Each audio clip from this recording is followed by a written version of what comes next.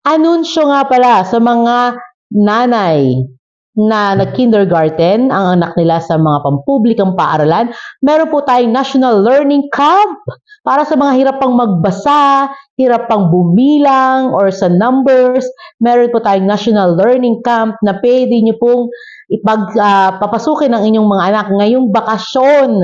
Yes, yun nga lang po, talagang mawawalan sila ng bakasyon. Pero ito po ay makakatulong para ma-follow up pa sila ng pag-aaral dito po sa paaralan. Kaya po, kung nais nyo po ang inyong anak ay talagang masundan pa o tutorial ng pagbasa, pagsulat at pagbibilang, ay i-enroll nyo na po ngayong National Learning Camp. Ngayong bakasyon po yan. Yan po ay magsisimula ng July 1. So, enroll nyo na po sa inyong mga teacher sa kindergarten.